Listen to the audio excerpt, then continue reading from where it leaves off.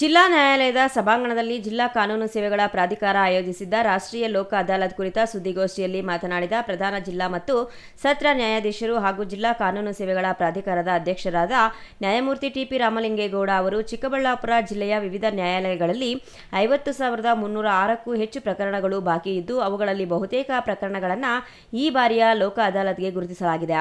ಈ ಪೈಕಿ ಹೆಚ್ಚು ಪ್ರಕರಣಗಳನ್ನು ಇತ್ಯರ್ಥಪಡಿಸುವ ಗುರಿ ಹೊಂದಲಾಗಿದೆ ಎಂದರು.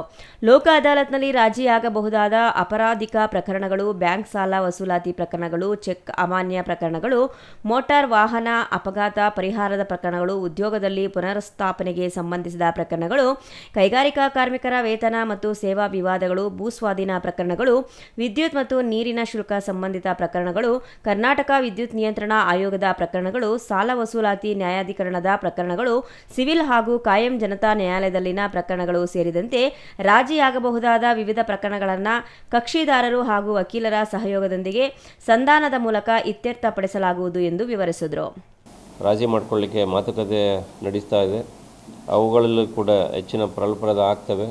ಯಾಕಂತ ಹೇಳಿದರೆ ನಮ್ಮ ವಕೀಲರುಗಳು ಸಾಮಾನ್ಯವಾಗಿ ಅದಾಲತ್ಗೆ ಇಟ್ಬಿಡಿ, ನಾವು ಅದಾಲತ್ ದಿನ ರಾಜಿ ಮಾಡ್ಕೋತೀವಿ ಅಂತಾರೆ. ಅದಾಲತ್ ದಿನ ಅಷ್ಟು ನಾವು ಕೂತು ಮಾತಾಡಿ ರಾಜಿ ಮಾಡ್ಕೊಳ್ಳಿಕ್ಕಾಗೋದಿಲ್ಲ. ಅದಕ್ಕೋಸ್ಕರ ನಾವೇನು ಮಾಡಿರ್ತೀವಿ, ಮುಂಚಿತವಾಗಿ ಫ್ರೀ ಲಿಟಿಗೇಷನ್ ಮೀಡಿಯೇಷನ್ ಅಂತ ಹೇಳಿ ಅದಾಲತ್ಗಿಂತ ಮೊದಲು ಮಾತುಕತೆ ಮಾಡಲಿಕ್ಕೆ ಈ ಏನು 10 ದಿನಗಳ ನಮಗಿನ್ನ 9 ದಿನ ಟೈಮ್ ಇದೆ. ಈ 9 ದಿನದಲ್ಲಿ ನಮ್ಮದು ವರ್ಕ್ ತುಂಬ ಸಮರೋಪಾದಿಯಲ್ಲಿ ನಡೀತಾ ಇದೆ.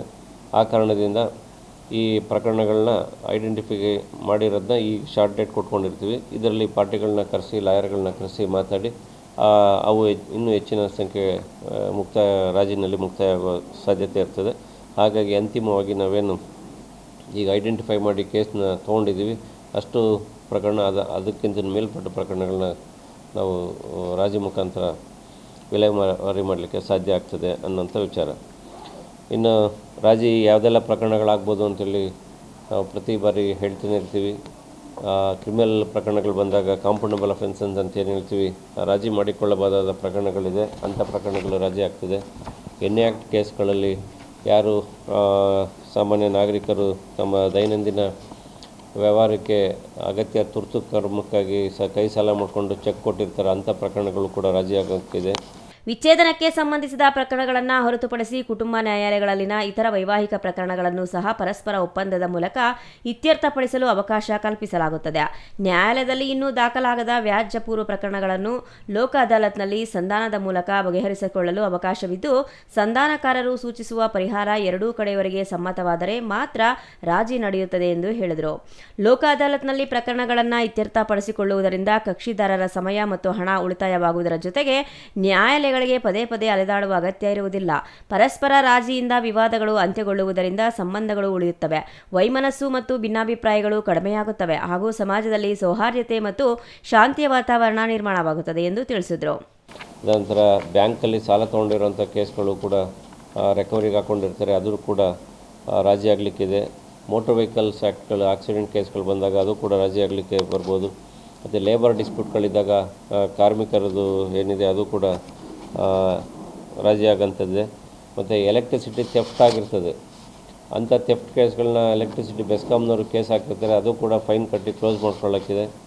ಮತ್ತು ಮೈನ್ಸ್ ಆ್ಯಂಡ್ ಮಿನರಾಲಜಿನಲ್ಲಿ ಅಕ್ರಮವಾಗಿ ಇಲ್ಲಿಗಲಲ್ಲಿ ಪಾರ್ಟಿಸಿಪೇಟ್ ಮಾಡೋದು ಕೂಡ ದಂಡ ತುಂಬಿಸ್ಕೊಂಡು ಅದನ್ನು ರಾಜಿ ಮಾಡ್ಕೊಳ್ಳಿಕ್ಕೆ ಇದೆ, ಅದು ಕೂಡ ಆ ಪ್ರಕರಣಗಳು ರಾಜಿ ಆಗ್ಬೋದು.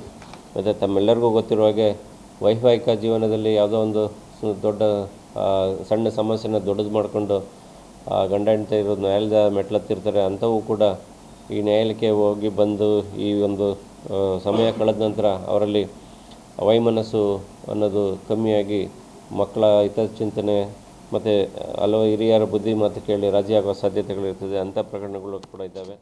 ಸಾರ್ವಜನಿಕ ಸಮಸ್ಯೆಗಳನ್ನು ಬೆಳಕಿಗೆ ತರುವಲ್ಲಿ ಮಾಧ್ಯಮಗಳ ಪಾತ್ರವೂ ಮಹತ್ವವಾಗಿದ್ದು, ಯಾವುದೇ ಇಲಾಖೆ ಸಾರ್ವಜನಿಕರ ಅಹವಾಲುಗಳಿಗೆ ಸ್ಪಂದಿಸದಿದ್ದರೆ ಅದರ ಬಗ್ಗೆ ಜಿಲ್ಲಾ ಕಾನೂನು ಸೇವೆಗಳ ಪ್ರಾಧಿಕಾರಕ್ಕೆ ಮಾಹಿತಿ ನೀಡುವಂತೆ ಮಾಧ್ಯಮ ಪ್ರತಿನಿಧಿಗಳಿಗೆ ಅವರು ಮನವಿ ಮಾಡಿದರು. ತೋಡನಹಳ್ಳಿ ರಮೇಶ್, ಸಿಟಿವಿ ನ್ಯೂಸ್, ಚಿಕ್ಕಬಳ್ಳಾಪುರ.